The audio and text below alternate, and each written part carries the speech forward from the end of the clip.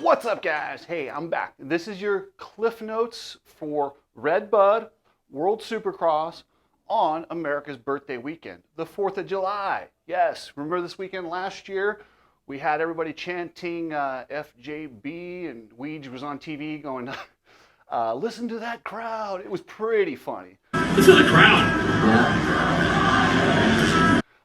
No matter how you swing politically, it's funny when you see stuff like that. But anyway, this is a quick show. All I do is run down what's happening this weekend and some of the storylines, nothing too deep, and we take it from there. So thank EBC. EBC is awesome, guys. They've been with me for such a long time. Such a great company. James, Steve, everyone over there, brake pads, rotors, clutches. I want to thank those guys. They have been big for me, and I really, really, really appreciate their support. They'll be taking a break in July, so we're not going to see EBC for a little while. Listen, the economy is struggling right now, and I know exactly why they have to, because I know some stuff about the industry and why they're cutting their budgets. That's not out of the ordinary. So EBC is taking a little break, guys, but still show them as much love as possible. They are a Cooksey Media OG. So then we got Complete Med Solutions. This is Coach Rob's medical. They blood test. So if you want to have overall wellness, they run your blood work, test the blood work, and then they check you for optimal performance. Like if you go to the doctor and get your blood work, they check it for like red flags and basic stuff. This is athletic performance checking and just making you feel better, think better, and just be better. So check out Complete Med Solutions. And then Epic Garage Designs. You know Epic. Epic is awesome. Dude, the stuff that they can do in a garage is unreal. Not only that, there's Moto Tracks where they partnered with Pinned Industries, and you can do your own custom Moto Tracks for your garage or just to take with you at the track. They're easily portable. And then Ride Strapped. You guys know Ride Strapped, my favorite goggle company, Strapped. Yes, they have the Let's Go branding goggles. They have other goggles. They have American flag goggles. They're just a quality product from a guy who really is just, he's buckling down and just doing the American dream. So support Strapped, guys, and use the code Cooksey when you check out with your goggles for free shipping. So, all right, guys, let's get into this. You need people like me so you can point your fucking fingers and say, that's the bad guy. The 450 class at Red Bud. Let's be real. Jet is going for the undefeated season. Sexton's coming back. That should be interesting. Can Sexton break up that? But if he truly had mono, I just did a show with Coach and Johnny. If he truly had mono, Coach was like, there's no way he could come back. So we're going to have to watch that closely and see how that pans out. Jason Anderson is also coming back. He's fresh, and he's feisty, and I think he's going to be one to watch here at Red Bud. Dylan Ferrandis, who may be moving over to the HEP Kawasaki. Yeah, I said that right. HEP Kawasaki. So right now, HEP is looking at leaving Suzuki and going to Kawasaki, bringing on Ferrandis. That's what's in the works right now. So we'll see how that works out. Cooper Webb, not there this weekend. Apparently something happened. He's out. It's very suspicious, the timing. And in addition to that, I had reported before that he was going to continue with KTM through Super Duper. That's up for debate.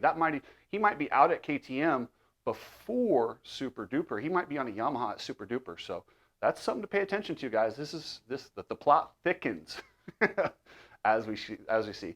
Then you got Aaron Plessinger. Plessinger's with KTM next year. Plessinger's fast at Red Bud.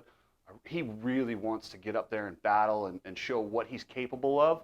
Then you've got Adam Cincerillo, who is as fast as anyone on earth when his body cooperates. Let's see if that arm, maybe with a couple weeks off, maybe his arm's better, maybe he can get up there and battle for second, third, or first and hold on for the whole moto. Then you've got the rookie sensation, or not, I say privateer sensation, Ty Masterpool. One-hander. Yeah, now you mentioned that. Let's see if we can do that. He did! He came by. I'm excited to see how Ty Masterpool does. Anderson's not going to put up with some guy out there just getting in his way. Anderson's going to put him in the front row. So watch Anderson and Masterpool. That's going to be a tricky one. Then you got Garrett Marchbanks on Club MX, who got second at a moto at High Point. And then the plethora of privateers. Unfortunately, Grant Harlan, who's had such a great season, he's over in World Supercross. So I shouldn't say unfortunately. He's over at World Supercross trying to make that championship work. But yeah, that's it for the 450. Of course, Hunter Lawrence is your guy. Is he fired up, I wonder? Because he did win the last race, but he was docked 7 points for jumping on a red cross flag, which he did. If you watch the video, it sure looks to me like he jumped on a red cross flag. You can argue all you want on the rules, but it sure looked to me like he violated it. Hayden Deegan, this is my guy. This is, and I say my guy as in I think he's going to win Red Bud. He is so fast there. He's an American. 4th of July weekend. It's time. Hayden Deegan, 1-1 in my opinion. RJ Hampshire, you know RJ, he's probably going to have one amazing moto and one crazy moto. That's just what kind of the trend that he's got out there right now.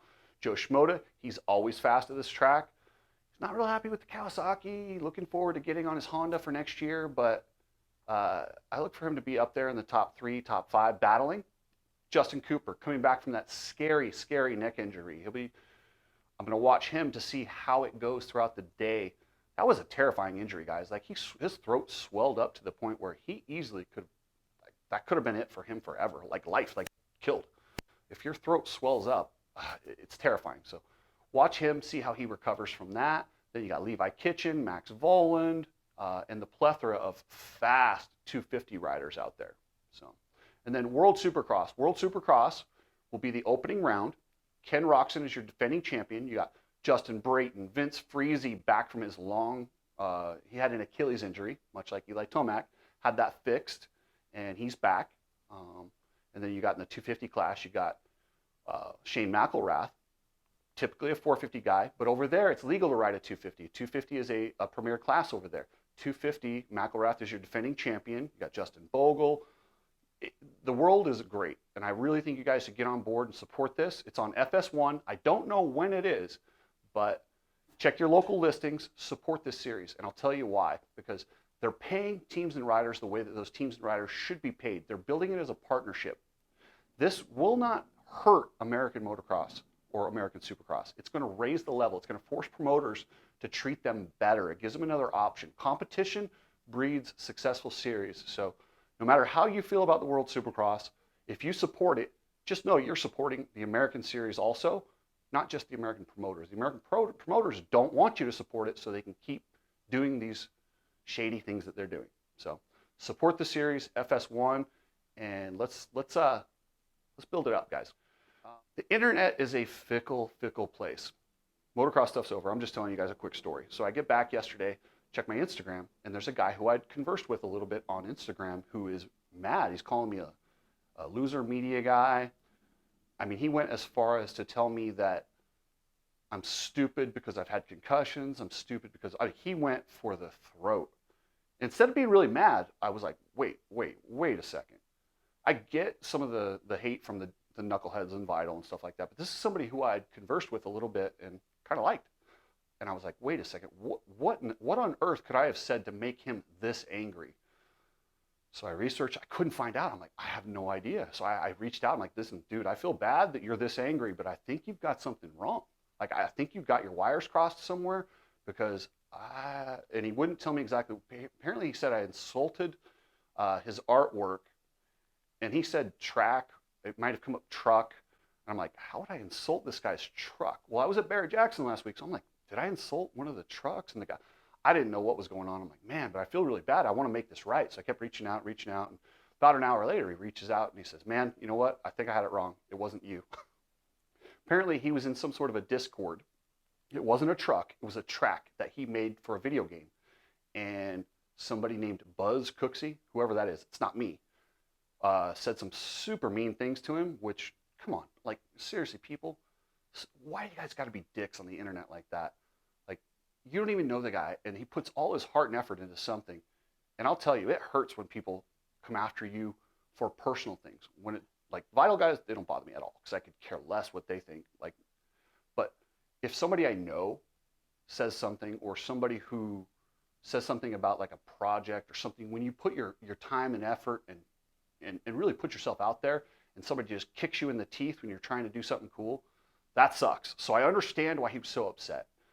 We figured it out, and instead of being mad at him for saying the horrible things he said to me, I let it go. Guess what? I'm not perfect. I say a lot of stupid things too, and I've done stupid stuff like this in the past. Long time ago, maybe 15 years ago. I don't know if I'd call Jason Thomas or JT a friend of mine. We're acquaintances, and we used to work together. I like JT. He's really cool. But before we actually knew each other, we had an interaction similar to this on Twitter, and I regretted it. I was like, man, why was I such a dick? And I remembered that, and I was like, man. And then I get to know him, and I'm like, I actually like the guy, and wow, I was way off. So before you go judging somebody or throwing stones, maybe take a quick look and just remember, people put their hearts out there. So let's be a little kinder. It's July 4th weekend, guys. So anyway, have a good 4th of July, and I'll catch you guys later. I'll be back with a wrap-up after the weekend, maybe 2, depending on how much information we get. I think it's going to be a crazy weekend, and I'm super excited. So, all right, guys, later.